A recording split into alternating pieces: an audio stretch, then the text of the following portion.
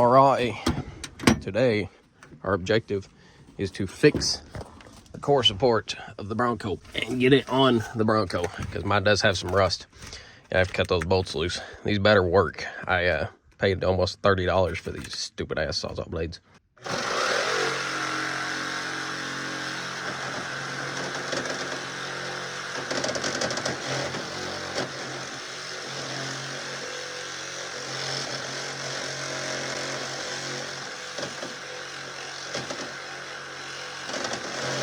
Well, I just wasted $30 on Sawzall blades for nothing. Cool. Well, since our Sawzall's messed up, I guess I'm gonna try to tackle this lean. If you guys can tell, this Bronco is leaning really bad to the driver's side. It's over 1 inch. And I'm gonna have to disassemble this whole front end again. I cannot express to you guys how badly I do not want to do this again. I've had this front axle apart completely like 3 different times. Now, had I watched a video of how to do it correctly the first time, this probably wouldn't have happened.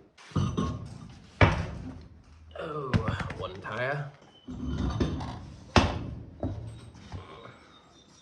2 tires. Guess I should probably take the radius arms loose before I take the springs loose. Spring will probably be my last thing to take loose. I hope these ain't got any pressure on them. I really don't know if they do or not. When me and my dad put this together, neither of us knew the repercussions to just shoving these radius arms up in here. So let this be a lesson to you guys. I know it's a pain in the ass, but do it right the first time.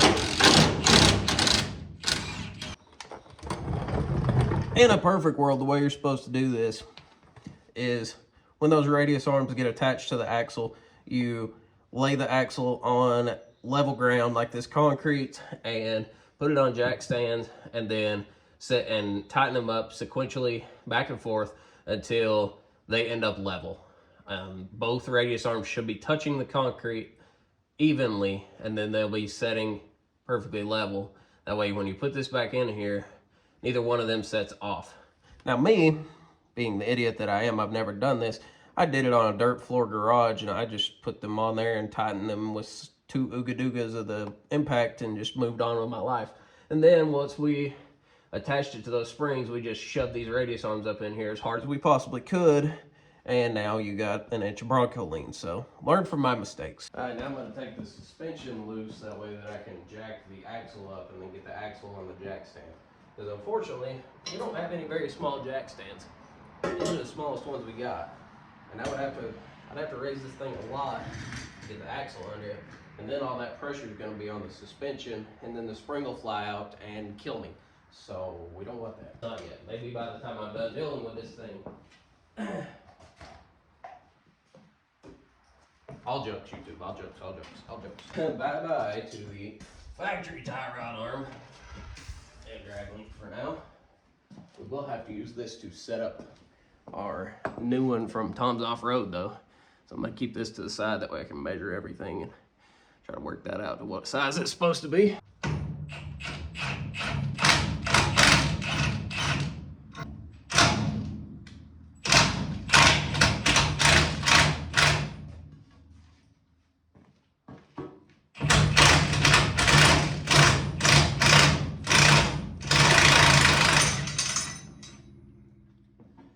There's one loose without dying.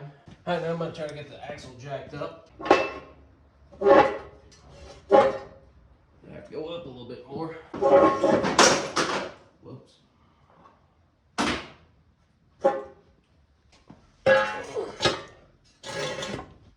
And now that we got it sitting on jack stands, we can lean these radius arms out. I should have pulled the radius arms out before I set it on these jack stands, actually.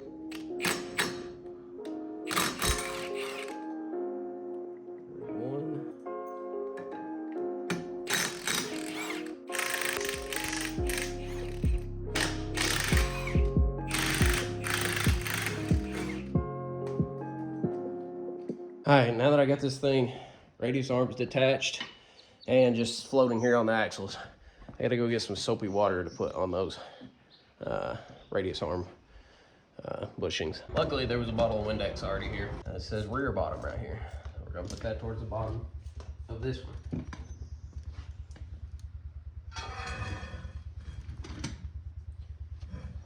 Now, set this up on here.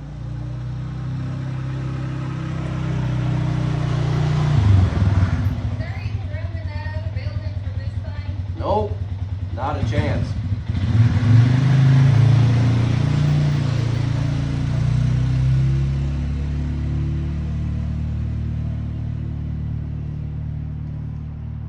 All right, now ideally, these need to touch the floor. So I guess I'm gonna have to let the axle roll back. Right now, it is not touching the ground. As you can see, it's far from the ground.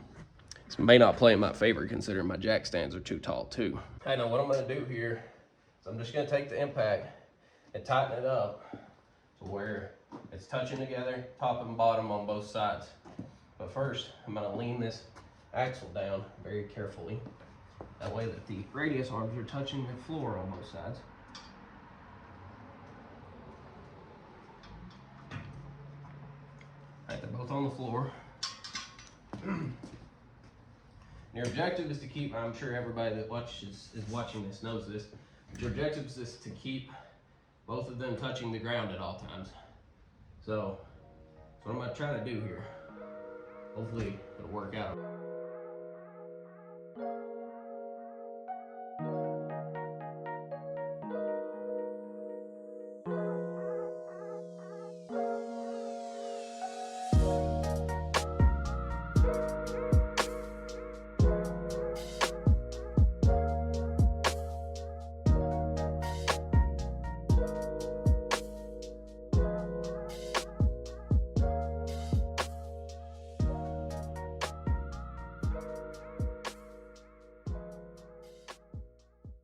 Y'all want to see what happens when you get too much of a hurry?